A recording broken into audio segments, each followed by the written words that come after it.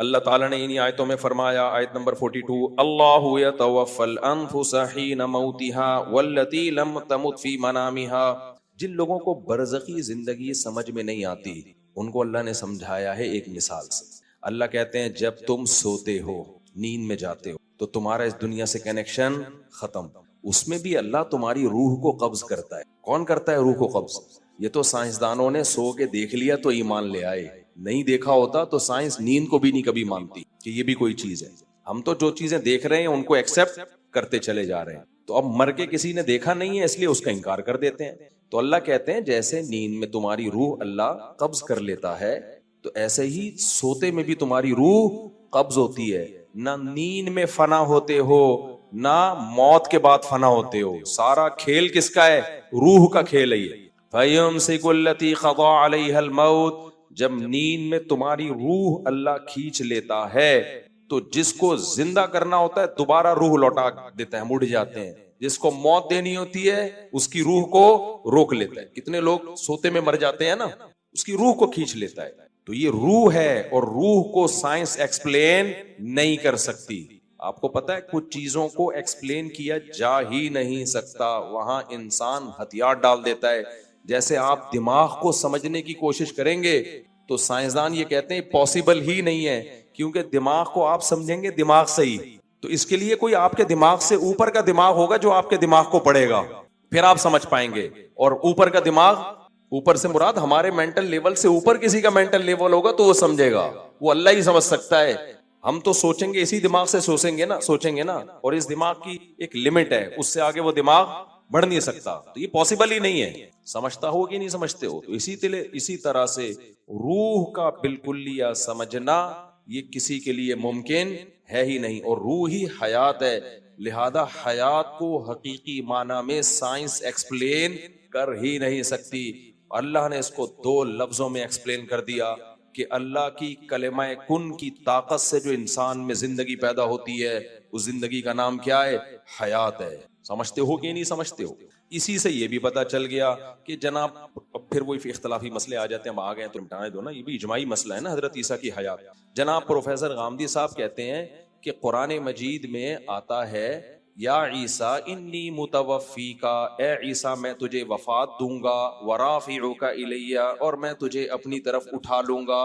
تو غامدی صاحب کہتے ہیں دیکھو، وفات دوں گا کا مطلب تو موت دینا ہوتا ہے، اس کا مطلب اللہ نے عیسیٰ کو موت دی ہے۔ اس آیت سے پتہ چل رہا ہے کہ وفات کا اصل مطلب عربی میں موت نہیں ہوتا۔ موت کے معنی میں یہ لفظ استعمال ہوا تو ہے، لیکن اس کا اصل مقصد موت نہیں ہے۔ اگر موت ہوتا تو دیکھو، اللہ یتوفی الانفس، اللہ روحوں کو کھینچ لیتا ہے، حین موتہا، ان نفس کی موت کے وقت۔ اب یتوفا کا معنی اگر موت دینا ہوتا تو کیا مطلب اللہ روحوں کو موت دے دیتا ہے انسان کی موت کے وقت؟ یہ مطلب ہوتا؟ اللہ تو کہہ رہے ہیں جب تمہاری موت کا وقت آتا ہے میں روح کو یتوفا وصول کر لیتا ہوں۔ یہاں موت ترجمہ کسی بھی صورت میں ہوتا ہی نہیں، بن ہی نہیں سکتا۔ دیکھو توفا کا لفظ نکلا ہے وفا سے، اردو میں وفا کسے کہتے ہیں؟ پورا پورا چکا دینا، اسی کو کہتے ہیں نا وفا۔ یہ جو خشک موضوعات ہوتے ہیں میں ترنم سے اس لیے پڑھتا ہوں تاکہ سمجھ میں آ جائے، آرام سے، پیچیدگی میں نہ جائے۔ کہتے ہیں نا فلاں نے وفا کی ہے میرے ساتھ، کیا مطلب؟ میں نے قربانی دی تھی، اس نے اس قربانی کا پورا پورا بدلہ چکایا۔ وفا پورا پورا کسی کو کوئی چیز دے دینا، اور توفا باب تفعل میں پورا پورا وصول کر لینا۔ تو توفا کا اصل معنی عربی میں وصول کرنا ہے، موت دینا نہیں ہے۔ اگر باڈی روح کے ساتھ وصول کر لی تو اس کا مطلب کیا ہے؟ پورا جسم وصول کر لیا۔ اور اگر صرف روح وصول کی ہے، باڈی چھوڑ دی تو صرف روح وصول کی ہے۔ سمجھتے ہو؟ یہاں کیا اللہ فرما رہے ہیں؟ اللہ یتوفی الانفس، اللہ روحوں کو کھینچ لیتا ہے، وصول کر لیتا ہے، حین موتہا، اس نفس کی موت کے وقت۔ تو موت کے وقت اگر اللہ موت دیتا، روح کو موت دیتا، تو روح کو موت تھوڑی آتی ہے، پھر وصول کس چیز کو کیا ہے؟ سمجھتے ہو؟ تبھی آگے اللہ کہتے ہیں جس کو موت دینے کا ارادہ ہوتا ہے اس کی روح نہیں لوٹاتا، روک کے رکھ لیتا ہوں اپنے پاس، اور جس کو زندہ کرنا ہوتا ہے جو روح لی تھی واپس، اس کو باڈی کو واپس کر دیتا ہوں۔ سمجھ میں آ رہا ہے؟ تو توفا کا اصل مطلب کیا ہوا؟ وصول کر لینا۔ ہاں موت کے معنی میں استعمال ہوا ہے لیکن اصل مطلب اس کا وصول کرنا۔ اب میں آیت کا ترجمہ کرتا ہوں. اللہ کہہ رہے ہیں عیسیٰ علیہ السلام کو یا عیسیٰ انی متوفیکا، اے عیسیٰ میں تجھے وصول کر لوں گا. ورافعوک الیہ، اس کی صورت کیا ہوگی؟ کس طرح سے اللہ تو مجھے وصول کرے گا؟ رافعوک الیہ، یہ عطف تفسیری ہے، آگے ڈیٹیل بیان کر رہا ہے یہ. واو، رافعوک الیہ، میں تجھے اپنی طرف اٹھا لوں گا، پوری باڈی سمیت تجھے اٹھاؤں گا میں اپنی طرف، اس طرح سے میں تجھے وصول کروں گا. سمجھتے ہو کہ نہیں سمجھتے ہو؟ اس لیے غامدی صاحب نے اس آیت کے ترجمے میں ڈنڈی ماری ہے. سمجھتے ہو؟ تبھی میں کہتا ہوں اسلاف سے علم لوگے تو فائدے میں جاؤ گے، اس زمانے کے لوگوں سے پوچھو گے تو ضلوا واضلوا، خود بھی گمراہ ہوئے اور تمہیں بھی گمراہ کریں گے. تو یہ امت کا اجماعی عقیدہ ہے. حضرت عیسیٰ علیہ السلام پر موت واقع نہیں ہوئی ہے، اور حضرت عیسیٰ آسمانوں پہ زندہ ہے، اور حدیث میں آتا ہے لا تجتمع امتی علی ضلالہ، میری امت گمراہی پہ جمع نہیں ہو سکتی. تو جب امت کا اجماعی عقیدہ ایک دفعہ بن گیا کہ حضرت عیسیٰ زندہ ہے، تو اب اس سے انحراف کرنا کسی بھی دلیل کی بیس پہ جائز نہیں ہے. سمجھتے ہو کہ نہیں سمجھتے؟ آگے چلتے ہیں ہم. اللہ نے انسان سے ایک شکایت کی ہے، فَإِذَا مَسَّ الْإِنسَانَ ضُرٌّ دَعَانَا. اللہ کہتے ہیں جب انسان کو کوئی ٹینشن ہوتی ہے نا، گڑ گڑاتا ہے ہمارے ساتھ. سارے نیک شریف شرفا قسم کے بنے ہوئے ہوتے ہیں. ثم اذا خولناه نعمتا منا، جب مصیبت دور کر کے ہم اسے خوشیاں دے دیتے ہیں. قال انما اوتیتہ علی علم، ایکچولی میرے پاس ایک نالج ہے، میں نے اس کی ایک تدبیر اختیار کی ہے، اس کی وجہ سے مجھے یہ نعمت ملی. اللہ کہاں؟ اللہ کا اس میں کیوں نماز روزہ شروع کر دوں، داڑھی رکھ، میں عورت ہوں تو پردہ کر لوں؟ ٹینشن تھی. ابے تو پھر اس ٹینشن میں کیوں اتنا پریشان تھا؟ یار اللہ سے دعا مانگو، یار کوئی وظیفہ بتا دو. ہے بھائی، بول دیتا یار یہ تو ٹینشن آئی ہے تو مجھے اللہ سے مانگنے کی بالکل بھی ضرورت نہیں ہے. کیا ہوتا ہے دیکھو، بیمار ہوتے ہیں نا تو وظیفے بھی مانگ رہے ہیں، دعائیں بھی مانگ رہے ہیں، جھاڑ پھونک بھی کروا رہے ہیں، یہ بھی کر رہے ہیں، وہ بھی کر رہے ہیں، اور دل میں خیالات بھی آ رہے ہوتے ہیں یار اللہ ٹھیک کر دے تو اب میں نماز پڑھوں گا انشاءاللہ. جب ٹھیک ہو جاتا ہے، ایکچولی اصل میں ڈاکٹر صحیح نہیں تھا جس سے میں کائنڈلی پہلے غلط دوا دے دی تھی، اب صحیح تھی. ابھی میں نا بہت عرصے بعد اتنا لمبا بیمار ہوا ہوں، نا مجھے ہوتا ہے گلا خراب ہوا 2-4 دن میں، بہت ڈاکٹر نے بتایا کہ وائرل پھیلا ہوا تھا، وہ اٹیک کیا تھا اس میں حقیقت بتاؤں مایوس سا ہونے لگا تھا کہ میں ٹھیک ہونے والا، اتنا گلا میرا پک گیا تھا نا، اتنی اینٹی بایوٹک کوئی اثر نہیں. لیکن دن کے بعد تھڑاک سے وہ سارا علامتیں، گلا تو بیٹھا ہوا ہے، وہ تو ویسے ہی بیٹھا ہوا ہے نا، رمضان میں ویسے ہی گلا بیٹھا ہی. تو مجھے خیال ہوا دیکھو انسان مایوس ہو جاتا ہے. میں تو وصیتیں کرنے لگا تھا کہ بھائی اگر میں چلا گیا ہسپتال میں وغیرہ وغیرہ، تو ٹھیک ہونے پر آتا ہے ایسے بھول جاتا ہے اور پھر ڈاکٹروں کے کھاتے میں ڈال دیتا. ایکچولی اصل میں میڈیسن تھوڑی چینج کی، حالانکہ میڈیسن چینج کر کے بھی ٹھیک نہیں ہو رہے تھے، بغیر چینج کے بھی ٹھیک نہیں ہو رہے تھے. تو میں نہیں کہہ رہا کہ ڈاکٹر کا اس میں دخل نہیں ہوتا. بھائی ڈاکٹر کی دوا اگر آپ کو لگتی ہے تو اس میں بھی کس کے ارادے کا دخل ہوتا ہے؟ اللہ کے ارادے. کتنے لوگ ہیں اچھے بھلے تھے، ڈاکٹر کے پاس علاج کے لیے گئے، ٹیکا لگا کے بندہ ہی مار دیا ڈاکٹر نے. پھر ڈاکٹر آرام سے کہہ دیتے ایکچولی سائیڈ افیکٹ، ایکچولی اصل میں تو وہ 100 میں 1 کو سائیڈ افیکٹ ہو جاتا ہے، اس کا ری ایکشن ہوتا ہے، تو یہ انجیکشن نے ری ایکٹ کر دیا اصل میں. بھائی کچھ بھی کیا، موت زندگی کس کے ہاتھ میں ہے؟ اللہ کے. تبھی تو ابراہیم علیہ السلام نے فرمایا وَإِذَا مَرِضْتُ فَهُوَ يَشْفِينِ، میں جب بیمار ہوتا ہوں تو مجھے شفا کون دیتا ہے؟ اللہ. تو بھائی ہم ملحد نہیں ہیں، ہم مادہ پرست نہیں ہیں کہ ہر چیز اسباب کے کھاتے میں ڈال دیں. ہم کس پر ایمان رکھتے ہیں؟ اللہ پر. اسباب میں جان ڈالنا بھی اللہ کا کام، اسباب سے جان نکالنا بھی کس کا کام؟ اللہ کا کام. تو اللہ کہتے ہیں انسانوں میں بہت سے ایسے ہیں ٹینشنوں میں آتے ہیں، اوہ وہی اللہ اللہ ہی لگا ہوا ہے. جب ٹھیک ہو گئے تو پھر یہ پہلے تو دعا مانگ رہے ہوتے ہیں اللہ نے کی، اللہ تو ٹھیک کر دے، اللہ تو ٹھیک کر دے. جب ٹھیک ہو گیا تو پھر یہ نہیں کہہ رہے اللہ نے ٹھیک کیا، کہہ رہے ہیں وہ اصل میں نے دماغ اپنا استعمال کیا. تیرے بھائی کے پاس دماغ تو تجھے پتا ہے بہترین دماغ، تیرے بھائی کے پاس تجھے پتا ہے دماغ کیا ہے؟ بہترین دماغ ہے، اور پھر قابلیت بھی ہے. جیسے غربت میں جب غریب تھے تو پیسہ نہیں تھا، رو رہے تھے، دعائیں مانگ رہے تھے، پیسہ آ گیا. مائنڈ ہے یار. یہ جو لوگ غریب ہیں نا، یہ اپنی نااہلی سے غریب ہیں. ان لوگوں کے پاس میرے جیسا دماغ ہوتا، میرے جیسی صلاحیت ہوتی، نوٹ چھاپنے کی مشینیں بنتے. کمبختوں کو پیسہ کمانا آتا ہی نہیں ہے، پوچھتے بھی نہیں ہے، مجھ سے مشورہ بھی نہیں لیتے. ابے جب تیرے پاس پیسہ نہیں تھا، غریب تھا، تو اللہ کے سامنے کیوں رو رہا تھا؟ پھر آ کے کہہ دیتا اے اللہ سے کچھ نہیں ہوتا، میرے پاس مائنڈ ہے، میں غریب ہوں، دوبارہ کیا بن جاؤں گا؟ دولت مند. تو پہلے مایوس ہو جاتا ہے. تو اللہ نے ہمیں بتایا کہ ٹینشن میں مایوس مت ہونا. جب ٹینشن ہے وہ بھی اللہ نے دی، ٹینشن دور بھی کون کرے گا؟ اللہ کرے گا. تو پریشانیوں میں مایوس نہیں ہونا، خوشیوں میں اترانا نہیں ہے. سمجھتے ہو؟ یہ اس آیت کا حاصل ہے. تو پھر وہ دعوت دے رہا ہے وَمَا لِيَ لَا أَعْبُدُ الَّذِي فَطَرَنِي، مجھے کیا ہو گیا کہ میں ایسے معبود کی عبادت نہ کروں جس نے مجھے پیدا کیا۔ کیا مطلب؟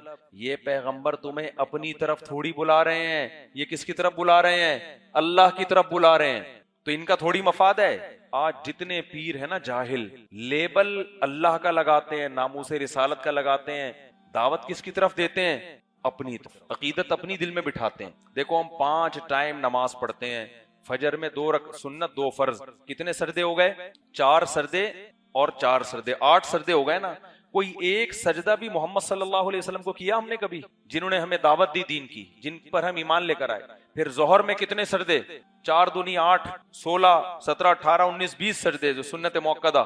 جب سے بالغ ہوئے نماز پڑھ رہے ہیں نا، کوئی ایک سجدہ بھی نبی کی قبر پہ کیا؟ یہ نبی کی یا مدینے کی طرف رخ کر کے کیا ہم نے؟ ساری عبادتیں، ابھی تراویح ہم نے پڑھی ہے، 40 سجدے ہوتے ہیں، اس میں 20 رکوع ہوتے ہیں، قیام ہوتا ہے، یہ سارا بیت اللہ کی طرف رخ کر کے ہو رہا ہے۔ ان میں ایک سجدہ، ایک رکوع بھی محمد صلی اللہ علیہ وسلم کی طرف رخ کر کے نہیں ہو رہا۔ تعلیمات کس کی ہیں بھائی؟ سچے پیغمبر کی ہوتی ہیں یہ تعلیمات۔ تبھی قرآن کہتا ہے ما کان لبشر، بشر میں یہ طاقت نہیں ہے کہ اللہ ان کو کتاب اور حکمت دے اور پھر وہ لوگوں سے کہے کہ اللہ کو چھوڑ کر میری عبادت شروع کر دو۔ نہ، کیونکہ وہ میسنجر آف گاڈ ہیں، تو میسنجر کا کام اس ذات کی طرف دعوت دینا ہے جو ان کو میسنجر بنانے والی ہے۔ تو یہاں بھی ایسے ہی ہے، وہ کہنے لگے وَمَا لِيَ لَا أَعْبُدُ الَّذِي، مجھے کیا ہو گیا میں ایسی ذات کی عبادت نہ کروں جس نے مجھے پیدا کیا، وَإِلَيْهِ تُرْجَعُونَ، اور تم سب نے لوٹ کے جانا بھی کدھر ہے؟ اس اللہ کے پاس جانا ہے، تو اس اللہ کی مان کے چلو۔ یہ تمہیں یہ کہہ رہے ہیں أَأَتَّخِذُ مِن دُونِهِ آلِهَةً، پھر قوم میں چونکہ بت پرستی بھی تھی تو وہ کہنے لگا، اس کا نام جو آسمانی کتابوں میں ہے حبیب نجار، نجار کہتے ہیں بڑھئی، کارپینٹر، تو تاریخی کتابوں میں ہے کہ وہ کیا تھا؟ کارپینٹر تھا، بڑھئی تھا۔ تو میں نے ترکی میں اس کی خبر دیکھی ہے، پتہ نہیں اسی کی ہے کسی اور کی، اللہ ہی جانے خبریں کہاں سے۔ بہرحال ایک اندر جا کے خبریں کہتے ہیں واللہ عالم، ہے بھی ہے، بہرحال ہم نے دیکھ لی، ٹھیک ہے نا، اب اللہ ہی جانے ان کی خبر ہے یا کی خبر ہے۔ تو اس نے کہا کہ اَأَتَّخِذُ مِن دُونِهِ آلِهَةً، دیکھو یہ تمہیں دعوت دے رہے ہیں کہ ان بتوں کو معبود نہ بناؤ۔ معبود کون ہے؟ اللہ۔ تو کیا میں اس اللہ کو چھوڑ کر جو نفع اور نقصان کا مالک ہے، ان پتھروں کی پوجا شروع کر دوں جو میرے نفع اور نقصان کے مالک نہیں ہے؟ کیسے ممکن ہے؟ یعنی خود عقل سے بھی تو سوچو۔ انی اذا لفی ضلال مبین، میں تو پھر بڑی گمراہی میں ہوں، اگر میں یہ کام کرنا شروع کر دوں میں تو بڑی گمراہی میں ہوں گا۔ انی آمنت بربکم فاسمعون، اب تک اس نے اپنا ایمان چھپایا ہوا۔ یہ بڑا مسئلہ ہے یار، ہندوستان میں بہت ساری بچیاں ہیں، لڑکیاں ہیں جو مومن اسلام قبول کر چکی ہیں گھروں کے اندر، وہ پتھروں کی عبادت نہیں کرتی لیکن انہوں نے اپنا اسلام چھپایا ہوا۔ تو اس نوجوان نے بھی کیا کیا؟ اپنا اسلام چھپا دیا، لیکن اب اپنے اسلام کو اس نے ظاہر کر دیا اور کہا کہ بھائی، یعنی اس لیے ظاہر کیا کہ اس طرح سے ان کو موٹیویشن نہیں مل رہی، تو جب میں بتاؤں گا نا کہ بھائی میں بھی اسلام لے آیا ہوں، میں بھی ان پیغمبروں پر ایمان لے آؤں، شاید یہ تھوڑا سا ہل جائیں کہ بھائی یہ بھی تو ہماری طرح کا فرد ہے۔ تو کہنے لگا انی آمنت بربکم فاسمعون، میں اپنے رب پر ایمان لے آیا ہوں، تمہارے رب پر ایمان لے آیا ہوں، فاسمعون، سن لو۔ آگے قرآن کے الفاظ دیکھو، قیل ادخل الجنہ، اللہ کہتے ہیں ہم نے کہا جنت میں داخل ہو جا، ٹھیک ہے، یہ بلاغت ہے قرآن کی۔ کیا مطلب؟ جیسے ہی اس نے کہا نا کہ میں مسلم ہوں، فوراً اس کو قتل کر دیا۔ تو یہ پرانی عادت ہے، اسلام لانے پہ رشتہ داروں کی طرف سے بندے کو مار دینا، یہ پرانا سلسلہ چلا۔ ہندوستان میں نا ہندو بڑے براڈ مائنڈڈ بن کہ مذہب میں کوئی پابندی نہیں، کوئی ادھر سے ادھر، ادھر سے ادھر چلا جائے، لیکن پریکٹیکلی ایسا ہے نہیں۔ کوئی ہندو یہاں پاکستان میں بھی مسلمان ہو جائے نا، آپ دیکھو اس کے خاندان والے کرتے کیا اس کے۔ ابھی نہیں جو کل ایک ہندو مسلمان ہوا تھا، کل تو نہیں، مسلمان تو چند دن پہلے ہوا، پھر کل اس کا نکاح تھا، وہ اتنا پریشان ہے، اس کے خاندان اس پہ دباؤ ڈال رہا ہے، داڑھی کٹاؤ، یہ کرو وہ کرو۔ بھائی چھوڑ دو، وہ تمہاری خدمت کر رہا ہے، تمہیں کما کے کھلا رہا ہے، تم سے تو اس نے رشتہ ختم نہیں کیا نا، اب اس کا ذاتی معاملہ ہے، وہ داڑھی رکھ رہا ہے کہ نہیں رکھ رہا، روزے رکھ رہا ہے کہ نہیں، تمہیں تو نہیں تنگ کر رہا وہ نہ، پورا خاندان اس پہ کیا کر رہا ہے؟ پریشر ڈال رہا ہے۔ تو قرآن کے الفاظ دیکھو، یہ بلاغت ہے۔ قرآن کہتا ہے اس نے جب یہ کہا نا کہ میں ایمان لے آیا ہوں، سنو، تو بیچ کا واقعہ قرآن نے حذف کر دیا۔ قرآن کہتا ہے قیل ادخل الجنہ، اس سے کہا گیا کہاں داخل ہو جا؟ جنت۔ کیا مطلب؟ جیسے ہی اس نے کہا اسے فوراً قتل کر دیا گیا، جیسے ہی قتل کیا گیا ہے ویسے ہی جنت میں داخل ہو گیا۔ یہ ہے برزخی جنت. سمجھ رہے ہو؟ ایک جنت وہ ہے جو میدان حشر کے بعد قائم ہوگی، وہ تو جب قیامت آئے گی اور پھر اللہ مردوں کو قبروں سے زندہ کرے گا، میدان حشر، پل صراط. لیکن ایک چھوٹی جنت ہے، ایک منی جنت ہے، ایک جنت کا ساشا ہے، ٹھیک ہے نا، جس کو حدیث میں کیا کہا گیا ہے؟ قبر. جیسے فرعونیوں کے بارے میں قرآن میں آتا ہے کہ جب فرعونیوں کو اللہ نے پانی میں غرق کیا ہے تو اللہ فرماتے ہیں فرعونیوں کو ہم نے سخت عذاب میں ڈال دیا. اب یہ اللہ کی قدرت ہے، دیکھو جا کس میں رہے ہیں؟ پانی میں. لیکن وہ سخت عذاب کیا ہے؟ النار. اللہ کہتے ہیں وہ آگ ہے. یعرضون علیہا غدوا وعشیا، جس آگ پہ ان کو صبح بھی جلایا جاتا ہے اور شام کو بھی جلایا جاتا ہے. اللہ اس آگ سے ہم سب کو بچائے. آگے اللہ کیا فرماتے ہیں؟ وَيَوْمَ تَقُومُ السَّاعَةُ، اور جس دن قیامت قائم ہوگی، ادخلوا آل فرعون اشد العذاب، اللہ فرشتوں سے کہیں گے فرعونیوں کو اس سے بھی بڑے عذاب میں ڈال دو. تو اس سے صاف پتہ چلتا ہے کہ جہنم کا عذاب الگ ہے اور موت کے بعد کا عذاب الگ ہے. اور اسی سے بھی پتہ چلا کہ ایک حدیث میں جو آتا ہے نا قبر کا عذاب ہوگا، تو بہت سے لوگ کہتے ہیں بہت سے لوگوں کو تو قبر نصیب نہیں ہوتی تو ان کو کہاں عذاب ہوگا.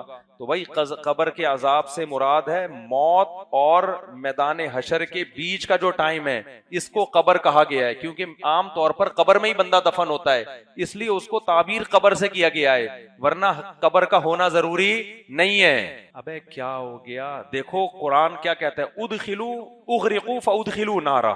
نوح علیہ السلام کی قوم کو غرق کیا گیا اور آگ میں داخل کر دیا گیا. فا تعقیب مال وصل کے لیے آتا ہے، ادھر پانی میں غرق ہوئے اور ادھر آگ میں داخل. حالانکہ پانی اور آگ جمع ہو سکتے ہیں؟ بولتے کیوں نہیں ہو سکتے. اس دنیا میں جہاں الگ الگ ہو، اس کی مثال ہے جیسے نیند.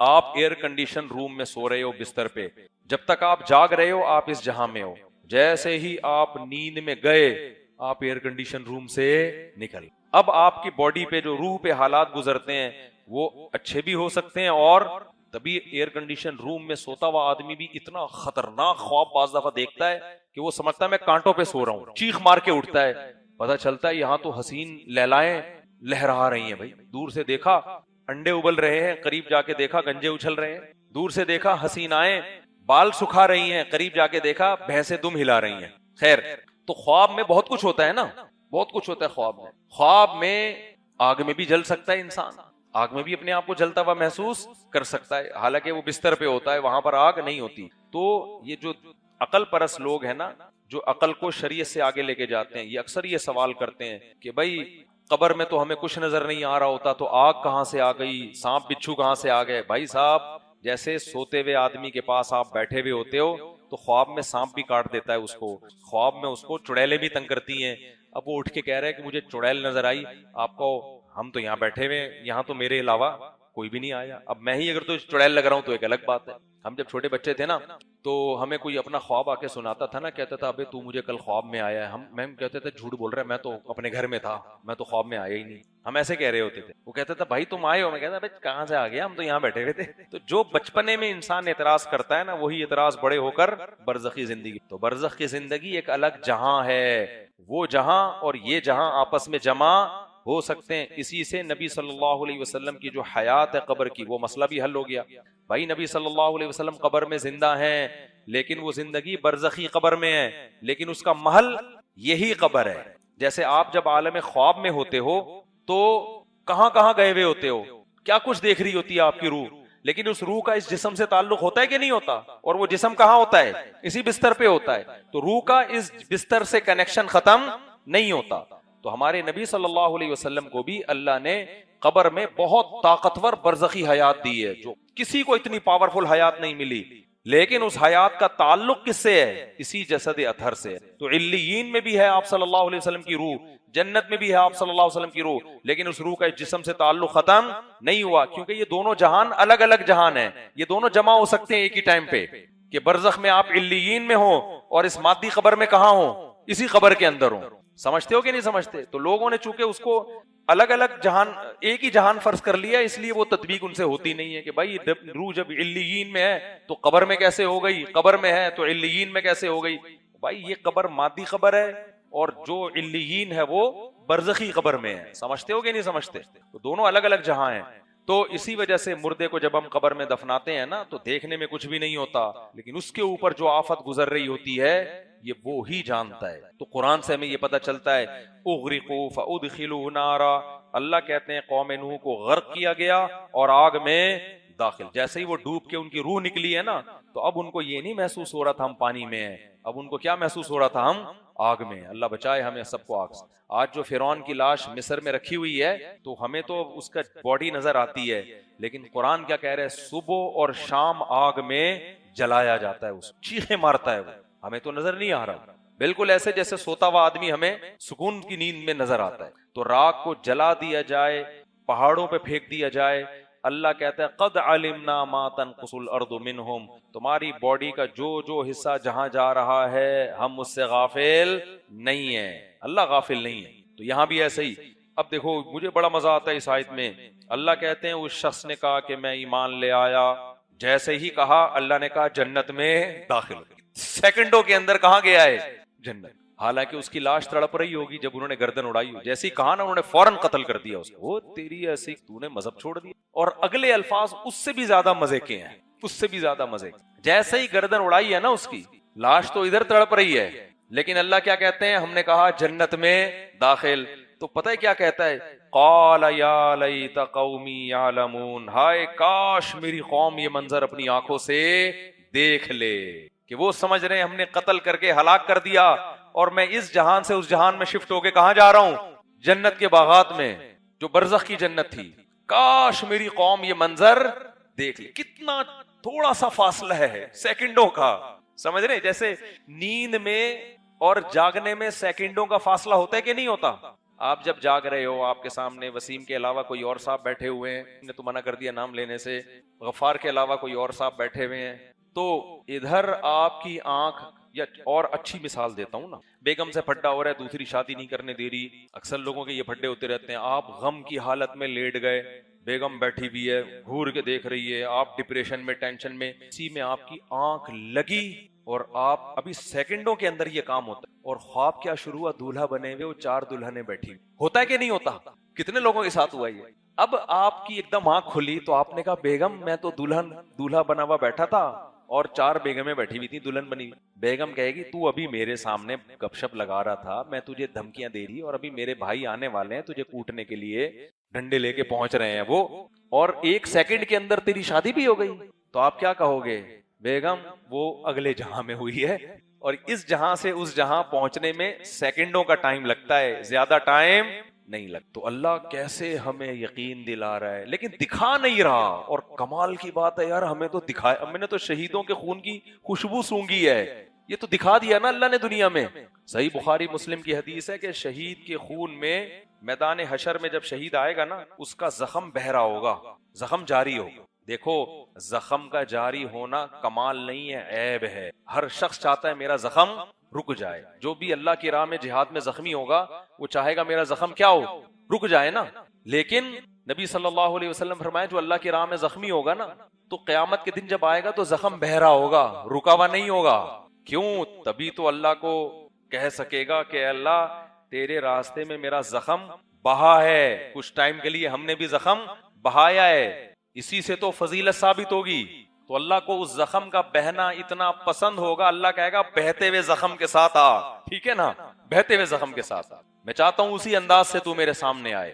اور پھر نبی صلی اللہ علیہ وسلم نے فرمایا اس کی خوشبو مشک کی خوشبو ہوگی، خون میں تو بدبو ہوتی ہے خوشبو نہیں ہوتی، میں نے اللہ کی قسم شہیدوں کی خوشبو سونگی اپنی۔ سیدھے راستے تک پہنچنے کے لیے بہت کم ٹائم دیا ہے آخرت کے لحاظ سے، دنیا کے لحاظ سے تو یہ بہت ٹائم ہے۔ قرآن کہتا ہے کہ جب آخرت میں برے لوگوں سے حساب و کتاب ہوگا تو وہ کہیں گے کہ اے اللہ تو ہمیں ایک بار دنیا میں دوبارہ بھیج دے تاکہ ہم تیرے پیغمبروں پر ایمان لائیں اور ہم تیری فرما برداری کریں۔ یہ مضمون قرآن مجید میں بہت مقامات پر آیا ہے۔ مشرک کہے گا واللہ ربنا ما کننا مشرکین، اللہ کی قسم ہم تو شرک کرتے ہی نہیں تھے۔ تو گنہگار کہے گا ان تقول نفس یا حسرتا علی ما فرطت فی جنب اللہ، ہائے افسوس کہ میں اللہ کے بارے میں بہت سخت کوتاہی میں مبتلا رہا. قرآن بیان کرتا ہے نا کہ تمہاری کیفیت کیا ہوگی اس وقت، بلکہ قرآن یہ بیان کرتا ہے جب موت کے وقت تم برزخ کی زندگی اپنی آنکھوں سے دیکھو گے تو اس وقت تمہاری کیا کیفیت ہوگی. دیکھیں، ایک تو مرتا ہوا انسان ہمیں نظر آ رہا ہوتا ہے، لیکن ایک مرتے ہوئے انسان کو بھی کوئی کچھ نظر آ رہا ہوتا ہے جو ہمیں نظر نہیں آتا اور نہ وہ ہمیں بتا سکتا ہے. جیسے جو آدمی بستر پہ لیٹ جائے سونے کے لیے، تو ایک پوزیشن تو یہ ہوتی ہے جس میں وہ مکمل جاگ رہا ہوتا ہے، جس میں ہم سے اس کا رابطہ ہوتا ہے. ایک پوزیشن یہ ہوتی ہے جس میں وہ گہری نیند سو رہا ہوتا ہے، اس کا ہم سے رشتہ ڈسکنیکٹ ہو چکا ہوتا ہے، ہم سے کوئی رابطہ اس کا نہیں ہوتا. ہم اسے ہنسنے کی بات کریں ہنسے گا نہیں، رلانے کی بات کریں روئے گا نہیں، کتنی خطرناک خبر دیں اس پر کوئی اثر نہیں ہوگا. لیکن ہمیں یہ لگ رہا ہوتا ہے کہ یہ بے ہوش ہے، مگر وہ ایک الگ دنیا میں گھوم رہا ہوتا ہے. وہ جس دنیا میں گھوم رہا ہوتا ہے اس کے خواب کہا جاتا ہے، عالم خواب. وہ یہ سمجھتا ہے کہ یہ حقیقت ہے اس خواب کو. اچھے خواب بھی ہوتے ہیں، برے خواب بھی ہوتے ہیں. بعض اچھے خواب ایسے ہیں آنکھ کھلتی ہے تو انسان افسوس کرتا ہے، یار میں تو سمجھ رہا تھا یہ سچی مچی کا ہو رہا ہے میرے ساتھ. بعض برے خواب ہوتے ہیں، انسان کی آنکھ کھلتی ہے، شکر ادا کرتا ہے، اللہ تیرا شکر ہے کہ یہ خواب تھا، اے اللہ تیرا شکر ہے یہ خواب تھا. لیکن خواب میں اس کو یہ احساس نہیں ہوتا کہ میں خواب دیکھ رہا ہوں. تو ایک کنڈیشن تو یہ ہے جس میں وہ بالکل ہم سے منقطع ہو چکا ہے. ایک کنڈیشن یہ ہے جس میں وہ ہم سے رابطے میں. ایک اس کے درمیان کی کنڈیشن ہوتی ہے جس کو میں پیار سے بٹوین کنڈیشن کہتا ہوں. کہتے نہیں انگلش میں اس کو بٹوین، لیکن درمیان ہے نا.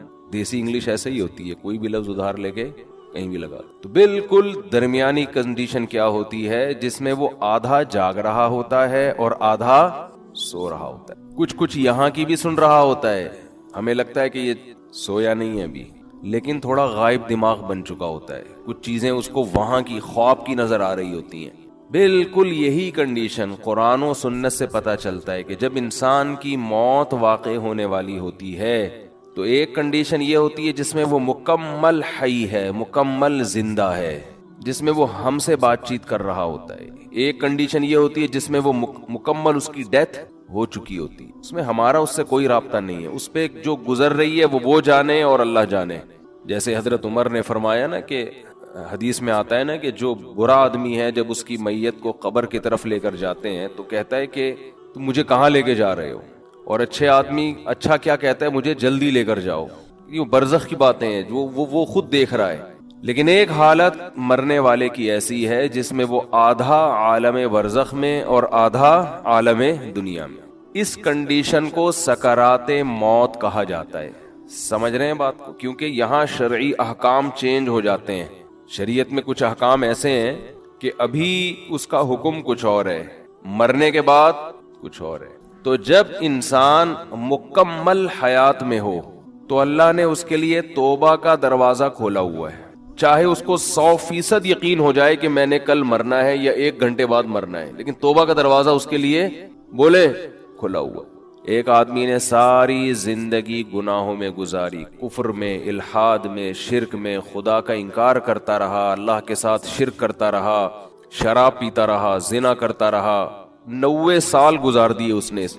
اب اسے ڈاکٹروں نے بتایا کہ آپ کی ڈیتھ ہونے والی ہے، آپ کینسر کے مریض ہیں، آپ کا زہر یہاں تک پھیل گیا ہے، یا کوئی اور بیماری ہے جس میں زہر پھیلتا ہے، یہاں تک پھیل گیا کہ 24 گھنٹے میں کے اندر آپ کی ڈیتھ ہو جائے گی. یہ بھی اب توبہ کرے گا تو اللہ اس کی توبہ قبول کریں گے. یہ اللہ کا وعدہ ہے. دل سے کرے توبہ. یہ والی توبہ نہ ہو کہ اگر نہیں مرا تو ٹھیک ہے پرانا اسٹائل، مر گئے تو توبہ تو کی بھی ہم نے. وہ بھی پھانسی والا بھی ایسا ہی ہے. 90 سال میں اس کو پھانسی کی سزا سنا دی گئی. یہ پھانسی والی مثال اور آسان ہے. اس کو پھانسی کی سزا سنا دی گئی اور اسے بتایا گیا کہ 6 مہینے بعد آپ کو ہینگ کر دیا جائے گا، لٹکا دیا جائے گا. کہ ایک شخص 90 سال کی عمر، اس کی ساری زندگی قتل میں گزری، ڈکیتیوں میں گزری، ظلم میں گزری. کورٹ نے فیصلہ کیا جو کہ نہیں کرتی عام طور پہ، لیکن کر دیا کہ اس کو پھانسی پہ لٹکایا جائے گا. 6 مہینے بعد لٹکایا جائے گا. اسے لوگوں نے آ کے بتایا توبہ کر لے، گناہ سے معافی. کہہ رہے نہیں کروں گا توبہ. وہ 6 مہینے بھی اس نے گزار دی. کفر بکتا رہا, کوئی خدا نہیں ہے, کوئی مجھے دوبارہ رہائی ملی دوبارہ یہ کام کروں گا. یہاں تک کہ ایک ہفتہ رہ گیا, پھر اسے کسی مولانا صاحب نے کہا توبہ کر لے, کہہ رہے نہیں کروں گا. تو پھر ایک دن رہ گیا, پھر 1 گھنٹہ رہ گیا, پھر آخر کا 1 منٹ رہ گیا. اسے 6 مہینے پہلے بھی یقین تھا کہ مجھے قتل کیا جائے گا, لیکن توبہ نہیں کر رہی ہے اس چانس پہ کہ شاید رہائی ہو جائے. بعض لوگ زبان کے بڑے پکے ہوتے ہیں, چاہے وہ کافر ہی کیوں نہ ہو, کہتے ہیں جیسے ہم اندر سے ویسے ہی ہم باہر سے. جیسے نبی صلی اللہ علیہ وسلم کے چچا ابو طالب تھے نا, موت کے وقت کلمہ نہیں پڑھا. انہوں نے کہا نہیں, اب اگر میں پڑھوں گا لوگ کہیں گے ساری زندگی جس دین پر قائم رہے موت کے ڈر سے, تو میں نہیں پڑھوں گا کلمہ. جیسا جو میں ہوں اندر سے ویسا ہی میں کیا ہوں. ان کی ایک رائے تھی کہ میں جیسا رہا ہوں ویسا ہی رہوں گا میں. ہمارے نبی کو بہت افسوس ہوا, بہت غم ہوا. اللہ نے فرمایا انک لا تہدی من احببت, اے محمد صلی اللہ علیہ وسلم جس سے آپ کو محبت ہے, ہدایت کا اختیار آپ کے ہاتھ میں نہیں ہے. یہ نہیں کہ آپ کو جس سے محبت ہے آپ اس کو ہدایت بھی دے دیں, یہ نہیں ہو سکتا. ہدایت تو جو چاہے گا اسے ملے گی, اور یہ اللہ کے ہاتھ میں ہے. حضرت بلال کا نبی سے کوئی رشتہ نہیں, غلام, رنگ بھی سیاہ, قوم بھی الگ, غلام. ان کو ہدایت مل گئی, چاہت تھی ان کے دل میں, طلب تھی. تو بعض ایسے ہوتے ہیں کہ وہ اقرار نہیں کرتے, وہ کہتے ہیں موت کے وقت بھی ہم نہیں, حالانکہ موت کے وقت ان کو یہ ہوتا ہے کہ شاید اسلام نے جو کچھ کہا ہو وہ سچ کہا ہو, لیکن وہ کہتے ہیں نہیں, جس پہ ہم زندگی میں رہے اسی پہ رہیں گے. تو یہ جو 90 سالہ شخص تھا جس نے سینکڑوں انسانوں کو قتل کیا, ہزاروں کو قتل کیا, خدا سے بغاوت کی, اللہ کے وجود کا انکار کیا, اس سے بڑا مجرم دنیا میں کوئی نہیں ہو سکتا تھا. اسے بتایا گیا 6 مہینے بعد تمہیں لٹکا دیا جائے گا. لوگوں نے کہا توبہ کر لے, اس نے کہا کہ نہیں, کیونکہ اس کو یہ تھا کہ شاید میں رہا ہو گیا, 1% چانس ہے, تو میں نے تو وہ بدماشیاں دوبارہ کرنی ہے, پھر میں کس منہ سے لوگوں کے پاس جاؤں گا. لوگ کہیں گے اچھا پہلے اسلام باطل تھا اب اسلام صحیح ہو گیا. تو اس نے ڈیلے کی, اس نے کہا نہیں, یہاں تک کہ اس کو لٹکانے میں 1 منٹ باقی ہے, 1 منٹ. اس کو یقین ہو گیا میری زندگی صرف کتنی دیر کی ہے, 1 منٹ کی. اب رہائی کی تمام اپیلیں مسترد ہو چکی ہیں, لیکن ہے پورا زندہ, ابھی عالم برزخ کو اس نے اپنی آنکھوں سے دیکھا نہیں. اب اگر یہ توبہ کر لے, بالکل پھانسی کے پھندے کی طرف جا رہا ہے, اس کو جلاد لے کے جا رہا ہے لٹکانے کے لیے, یہاں تک کہ اسٹول پہ اس کو کھڑا کر دیا, این اس وقت بھی اگر یہ توبہ کرے گا تو اللہ کا وعدہ ہے اس کی توبہ اللہ قبول کرے گا. لیکن اس توبہ میں شرط یہ ہے کہ یہ دل میں ارادہ ہو کہ اگر بالفرض چھوٹ گیا, میں قدرت کی طرف سے کچھ بھی ہوگا, تو میں دوبارہ پرانی زندگی کی طرف نہیں لوٹوں گا. یہ دل کی حالت تو اللہ ہی جانتا ہے نا. یہ پکا عزم دل سے ہو اور زبان سے اقرار کرے کہ اللہ میں اسلام کو قبول کرتا ہوں, میں تیرے وجود کا قائل, تیری توحید کا قائل, تیرے پیغمبروں کا قائل, مجھے اگر رہائی مل گئی تو میں دوبارہ اس پرانی زندگی کی طرف نہیں آؤں گا. حالانکہ رہائی ملنے کا کوئی چانس نہیں ہے. قرآن سے, صحیح احادیث سے, متواتر احادیث سے اہل سنت والجماعت کا عقیدہ ہے کہ اس وقت 1 سیکنڈ کی توبہ اللہ اس کے تمام گناہوں کی دیوار کو گرا ڈالے گی. وجہ کیا ہے؟ اس نے ابھی تک آخرت دیکھی نہیں ہے. اللہ اس کو بخشنے کا بہانہ کیا تلاش کرے گا؟ ہو سکتا ہے فرشتے اعتراض کریں, اللہ اب تو موت کا یقین ہے اس کو, اس کی توبہ کس بات کی؟ اللہ کہیں گے موت کا تو یقین ہے, لیکن فرشتے اور آخرت اس نے اپنی آنکھوں سے غیب پر ایمان ہے, اور غیب پر ایمان اللہ قبول کرتا ہے. بہت سے لوگ اس کنڈیشن میں بھی توبہ نہیں کرتے, بلکہ زیادہ تر تو نہیں کرتے. بہت مشکل ہے بھائی بات سمجھانا, کیسے سمجھ. کیا زیادہ تر لوگ اس کنڈیشن میں توبہ کرتے ہیں؟ بولو. نہیں کرتے. جاؤ ہسپتالوں میں کینسر کے مریضوں کو جا کے دیکھ لو, جیسے تھے ویسے کے ویسے ہی ہیں. غیر مسلموں کو دیکھ لو, بسترے مرگ پہ تڑپ رہے ہوتے ہیں. جو بت پرست تھا وہ بت پرستی میں ہی مرتا ہے, پھر بھی نہیں کرتا توبہ. تو یہ بھی بہت 1% خوش قسمت لوگ ہوتے ہیں جو عین اس وقت میں توبہ کر لیں, ورنہ توبہ ہوتی نہیں ہے. اس ٹائم پہ بھی نہیں کرتے لوگ توبہ, دل سیاہ ہو چکے ہوتے ہیں. ہمارے ایک دوست اپنا پرانا واقعہ بیان کرتے تھے کہ مجھے ہارٹ اٹیک ہوا, کہیں جوانی میں ہو گیا, اللہ نے ان کو زندگی دی, صحت دی, توبہ بھی ہو گئی الحمدللہ, نیک پرہیزگار ہیں. اگر بیان سنیں تو کائنڈلی مائنڈ نہ کریں. میرے بھائی, اللہ کا قانون یہ ہے کہ جب تک اپنی آنکھوں سے موت کے فرشتے نظر نہ آئے اس وقت تک اللہ نے توبہ کا آپشن رکھا ہوا ہے. اور جب یہ منظر آپ نے اپنی آنکھوں سے دیکھ لیا, اللہ کہتے ہیں بیڑیاں رگڑتا رہے گا, کلا انہا کلمۃ ہوا قائلھا, توبہ کا کلمہ تیری زبان سے نکلا ہوا ایک کلمہ ہے جو ہوا میں تحلیل ہو کے ختم. اللہ کے ہاں اس کی کوئی ویلیو نہیں ہے. نبی صلی اللہ علیہ وسلم نے فرمایا کہ جہنم کی آگ سمندر کا پانی خوش نہیں کر سکتا، حدیث کا مفہوم ہے، لیکن 2 قطرے جہنم کی آگ کو ٹھنڈا کر دیتے ہیں۔ ایک اللہ کے راستے میں شہید ہوتے ہوئے، جو شہید کے خون کا پہلا قطرہ زمین پہ گرنے سے پہلے اس جہنم کی آگ کو اللہ ٹھنڈا کر دیتے ہیں۔ ایک اللہ کے خوف سے رویا ہوا آنسو، کیا زبردست مثال ہے، اتنا سا آنسو ہے لیکن اللہ جب تک زندہ ہیں آپ، اس آنسو کی اللہ کی نظر میں ایسی ویلیو ہے کہ یہ جہنم کی بھڑکتی ہوئی آگ کو ٹھنڈا کرنے کے لیے کافی ہے۔ تو بھائی خوش قسمت وہ ہے جو موت سے پہلے پہلے توبہ کرے۔ اب آپ یہ نہ سوچیں کہ یار ٹھیک ہے آخری پھندے تک لٹکنے تک آخری منٹ میں بھی توبہ قبول ہوتی ہے تو ڈیلے کر لو، تو یہ دو گڑبڑے کا اندیشہ اس میں۔ نمبر 1، آپ کو کیا پتا کہ آپ کس وقت مریں گے، آپ کا آخری منٹ کب آئے گا؟ سمجھتے ہو؟ پھانسی کے مجرم کو تو پتا ہوتا ہے لٹکنے والا ہوں، ہر موت مرنے والے کو یہ پتا نہیں ہوتا۔ دوسری بات یہ کہ مشاہدے پر مبنی یہ حقیقت ہے، جو موت کی وجہ سے توبہ کو ڈیلے کرتا ہے ایسے لوگوں میں اکثر توبہ نہیں کرتے۔ آپ دیکھ لو غیر مسلموں میں جوانی میں توبہ کرنے والے، اسلام قبول کرنے والے زیادہ ہیں، بڑھاپے میں اسلام قبول کرنے والے کم ہیں۔ حالانکہ جوانی میں غیر مسلم بننے میں عیاشی زیادہ ہے، بڑھاپے میں تو ویسے ہی عیاشی نہیں ہے۔